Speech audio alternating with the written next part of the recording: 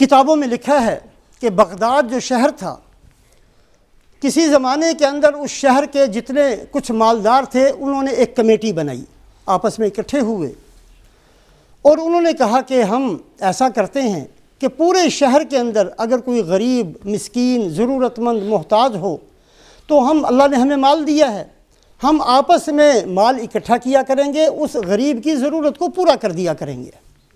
Baghdad شہر کے چند مالداروں نے آپس میں مشورہ کر کے یہ ارادہ کیا، یہ فیصلہ کیا کہ آج کے بعد اس شہر کے اندر کوئی بیوہ ہو جائے، کوئی یتیم بچہ ہو، کوئی مسکین ہو، کوئی مقروض ہو، کوئی ضرورت مند ہو، کوئی کسی مصیبت میں پھنس جائے، ہم سب اس کی تلاش رکھیں گے اور مل کر اس کی مدد کر دیا کریں گے۔ یہ زمانہ وہ تھا کہ لوگ دوسروں سے سوال نہیں کرتے تھے۔ آج کل اگر یہ ایسا اعلان ہو جائے تو مالدار بھی اس لائن میں آ کر کھڑے ہو جائیں گے، بھی میں بھی بڑا محتاج ہوں، ضرورت مند، مجھے بھی پیسے دے دو۔ سوشل سیکورٹی کے اندر جھوٹ بول بول کر پیسے لینے کی بہت کو عادت ہے، حالانکہ اللہ نے دیا ہے سب کچھ اور کوئی حق نہیں بنتا، اور یہ قیامت والے دن بہت بڑا مطالبہ ہے، اس لیے کہ وہ سارے ملک کا پیسہ ہے، وہ ہر بندے کا پیسہ، کس کس سے معاف کرواؤ گے؟ جو بندہ جھوٹ بول کر سوشل سیکورٹی کلیم کرتا ہے وہ ایک کا چور نہیں، وہ پورے ملک کا چور ہے، وہ پورے ملک کا ڈاکو ہے۔ لیکن عادت ہے، دنیا ایسی گھس گئی ہے خون کے ذرے ذرے کے اندر اور ہڈی ہڈی کے اندر اور رگ رگ کے اندر کہ ہم سب کچھ قربان کر دیتے ہیں دنیا ہماری نہ چلی جائے۔ یہ وہ زمانہ تھا کہ اعلان کے باوجود بھی تلاش کرنا پڑتا تھا، گھر گھر میں جا کر دیکھنا پڑتا تھا کہ کوئی ضرورت مند تو نہیں ہے۔ ضرورت مند بھیک مانگنے کے لیے جھولی اٹھا کر کسی کے گھر نہیں جایا کرتے تھے۔ یہ عادت تھی مسلمانوں کی کہ اپنے فقر کو چھپانا، اپنی احتیاج کو چھپانا، کسی کے سامنے ظاہر نہیں کرنا، ظاہر کرنا ہے تو صرف اپنے رب کے سامنے ظاہر کرنا۔ وہ اپنے فقر کو بیان نہیں کرتے تھے، ظاہر نہیں کیا کرتے تھے، لوگوں کے سامنے ایسا ہی رہتے تھے جیسے کھاتے پیتے ہیں، لیکن ان کے پیٹ بھوک کی وجہ سے کمر کے ساتھ لگے ہوتے تھے۔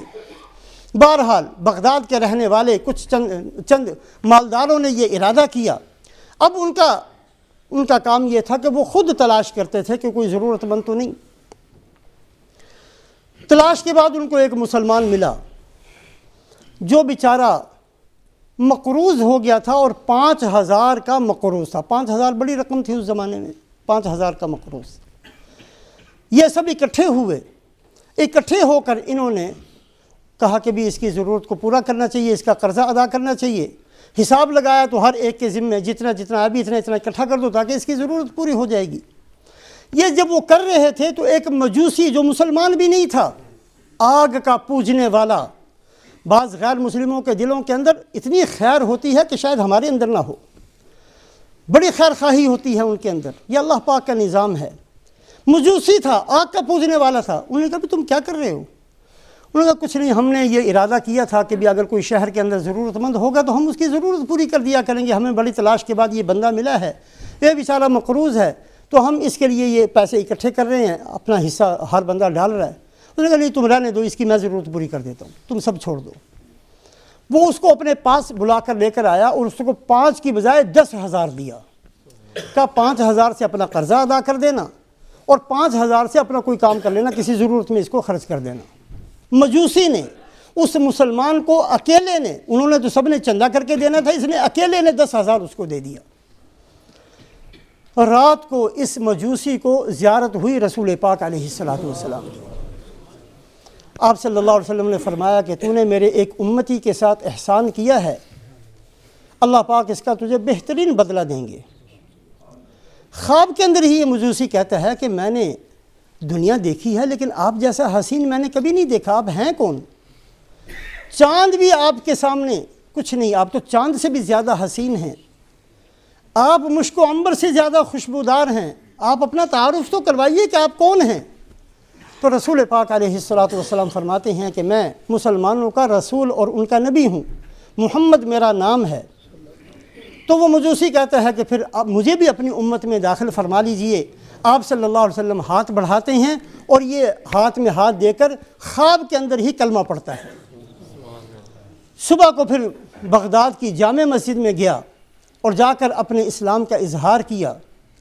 اس پر اس زمانے کے جتنے صلحاء اور نیک لوگ تھے انہوں نے اس بات کا پورے شہر کے اندر خطبوں کے اندر اعلان کیا کہ اے مسلمانوں، اگر بھلائی چاہتے ہو، اگر خیر چاہتے ہو، اگر اللہ کی رحمت میں داخل ہونا چاہتے ہو تو اپنے دلوں میں خیر خواہی کو پیدا کرو، انسانوں کی خیر خواہی، انسانوں کی بھلائی سوچو۔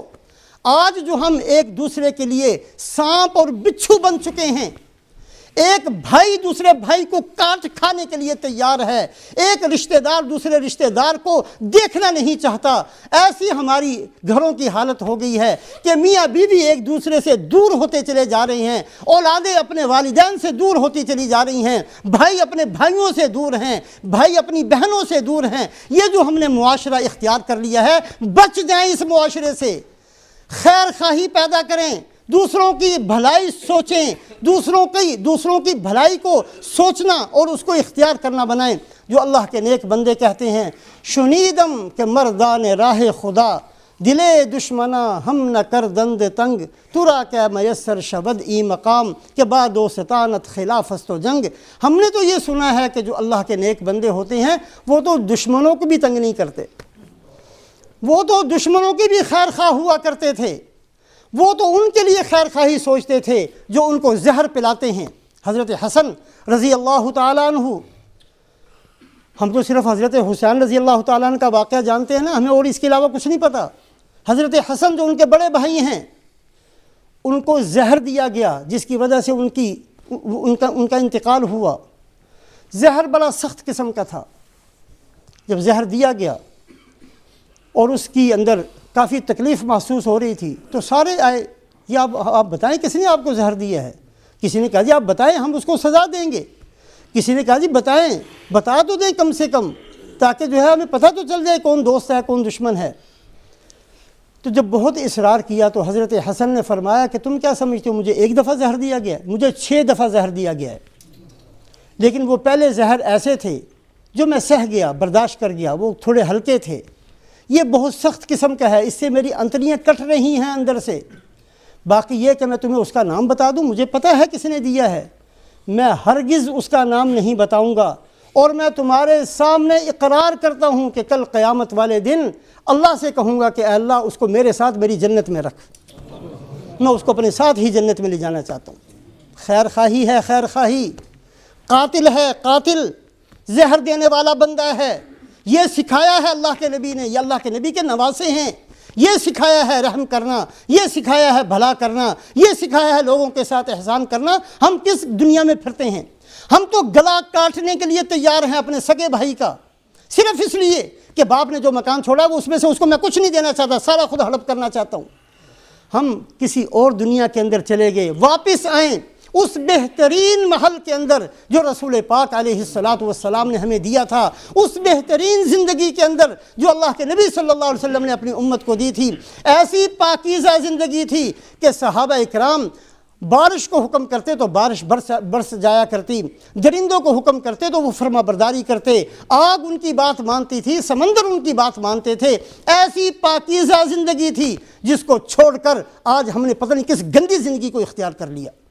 فخر ہے ہم پتہ نہیں کیا سمجھتے ہیں اپنے آپ کو کہ ہم کہاں چلے گئے۔ ہم بہت نیچے گر گئے ہیں، بہت پیچھے چلے گئے ہیں، کوئی ترقی ہم نے نہیں کی، ہم بہت نیچے گر گئے ہیں۔ ترقی وہی تھی جو اللہ کے نبی نے ہمیں دی تھی، ترقی وہی تھی جو اللہ کے نبی صلی اللہ علیہ وسلم نے اپنی امت کو جہاں چھوڑا تھا۔ خدا کے لیے ارادہ کریں، ہم سب اس دین کی طرف آئیں، ہم سب اس رحمت کی طرف آئیں، اللہ کی رحمت کے مستحق بننے کی طرف آئیں۔ اللہ پاک ہم سب کو عمل کی توفیق نصیب فرمائے۔